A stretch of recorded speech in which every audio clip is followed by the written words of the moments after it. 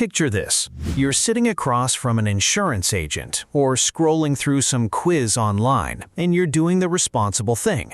You're getting life insurance. You've got a kid now, maybe a mortgage, maybe just a partner who depends on your income, and you want to protect them. So you do what feels safest. You pick the policy that sounds the most permanent, the most grown up, the one that builds cash value and lasts your whole life. It feels like the adult choice. And then, months later, you glance at your bank statement and realize you're paying 5, sometimes 10 times more per month than a coworker who has the exact same amount of coverage. Same age, same health, same job. And somehow, you're the one bleeding money every single month. So what happened? Did you get scammed? Or is there actually a case for paying more? By the end of this video, you'll know exactly which one makes sense for your life, and you'll never have to guess again when an agent throws jargon at you. Let's start with the basic split, because a lot of the confusion in life insurance isn't really about insurance, it's about two completely different products wearing the same name.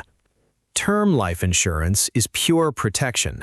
You pay a monthly premium, and if you pass away during that term, say 20 or 30 years, your family gets the payout. That's it, no frills. If the term ends and you're still alive, which statistically is what happens to the vast majority of people, the policy just ends. You don't get anything back. Whole life insurance, on the other hand, is part insurance, part savings account glued together. It never expires as long as you keep paying, and a portion of your premium goes into something called cash value, which grows slowly over time, and which you can technically borrow against later. Here's the number that usually makes people's eyebrows shoot up. A healthy 30-year-old buying a $500,000 term policy might pay around $25 to $30 a month. That same person buying $500,000 of whole life coverage could be looking at $400 to $500 a month. Roughly 15 times the same death benefit. And here's the thing nobody explains clearly at the kitchen table. That gap isn't really about risk. It's about where your rest of your money is going. But before you assume term is just the obvious winner, hold on, because there's a reason whole life still exists. And it's not just because insurance companies are good at sales pitches. We'll get to that. First, let's talk about why so many people get pushed toward the expensive option in the first place. The psychological trap here is that whole life sounds safer because it sounds permanent. Our brains associate temporary with risky and permanent with responsible. Nobody wants to feel like they bought a policy that could just expire and leave their family with nothing. But that framing skips over a crucial fact. The entire point of life insurance is to protect your family during the years you're financially vulnerable, not necessarily forever. Once your kids are grown, your mortgage is paid off, and you've built up your own savings, you often don't need a payout at all, because your family isn't relying on your income anymore. Now let's build this out step by step, because there's a real framework here for figuring out which one actually fits your situation. Step 1. Figure out how long you actually need coverage for. Most people need life insurance to cover a specific window, the years their kids are financially dependent, or the years left on a mortgage, or the stretch before retirement savings can support a family on their own. For most households, that's somewhere between 20 and 30 years. This is exactly what term insurance is built for. People get this step wrong because they think of insurance as a lifetime need, when for most families, it's actually a bridge need, something that gets you from financial vulnerability to financial independence. Step 2. Separate the insurance decision from the investing decision. This is the single biggest reframe in this whole video. Whole life bundles insurance and investing into one product, and bundling sounds convenient, but it usually means you're overpaying for mediocre versions of both. The classic strategy that financial educators talk about is buy term and invest the difference. Let's put real numbers on that. Say term costs you $30 a month, and whole life costs you $450 a month for the same coverage.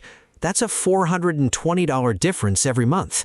If you took that difference and put it into a basic, low-cost index fund instead, historically averaging around 7 to 8% a year for illustration purposes only, here's what happens. After just 1 year, that difference has grown into roughly $5,200. Barely noticeable, honestly a little underwhelming. But stretch that same monthly contribution out over 25 years, and that boring $420 habit turns into somewhere around $300,000 to $350,000, depending on market performance.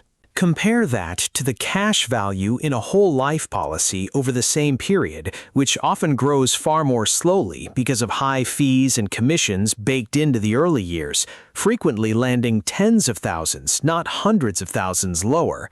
The early gap looks tiny. The long-term gap can be life-changing. Step 3. Understand why people freeze up here anyway, even when the math is staring them in the face. It's not about intelligence, it's about trust and control. Investing feels uncertain, and whole life salespeople are very good at leaning into that discomfort, promising guaranteed growth. And to be fair, whole life cash value does grow more predictably. But predictable and optimal are not the same thing, and the guarantee often just means you're guaranteed a lower return in exchange for smoothing out the ride. Step 4. Recognize the narrow situations where whole life, or something like it, genuinely makes sense. This isn't a term is always right video. That would be dishonest. Whole life can make sense for specific estate planning situations, for people supporting a dependent with lifelong special needs, for certain business succession plans, or for high net worth individuals looking for tax-advantaged wealth transfer strategies. If any of those describe you, this is exactly the kind of decision to sit down with a licensed, fee-based financial advisor about, because the details matter enormously, and general advice, including this video, isn't a substitute for that. Step 5. Run the actual numbers for your own life before deciding anything. Look at how many working years you have left until your dependents are financially independent. Compare a term quote for that exact window against a whole life quote for the same death benefit. Then ask yourself honestly whether you'd actually invest that price difference every month if you chose term, because the term plus investing strategy only works if the investing part actually happens. Now, let's be real for a second, because every framework has limits. Term insurance isn't perfect either. If you outlive your term, you get zero payout.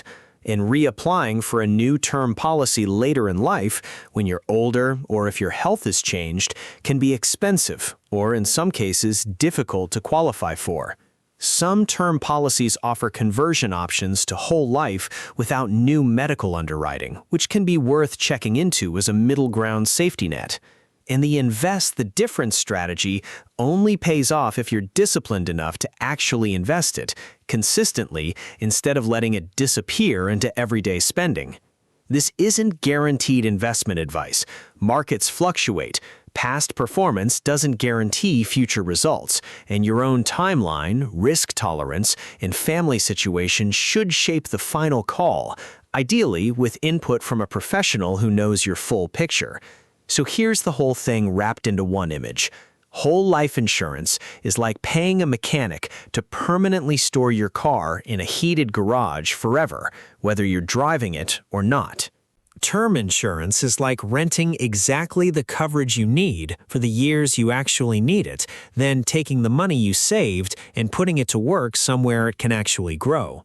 Neither choice is morally superior, but for most people, in most decades of their life, the math quietly favors term plus investing, even though whole life sounds like the safer, more adult choice on the surface. If videos like this, the ones that actually break down the real math instead of just repeating financial cliches, are useful to you, stick around and subscribe, because that's exactly what this channel is built around, helping your money actually work as hard as you do. This is educational content, not personalized financial or insurance advice. Definitely run your specific numbers by a licensed advisor before making a decision like this. Thanks for watching my video. Like, comment, and subscribe my channel.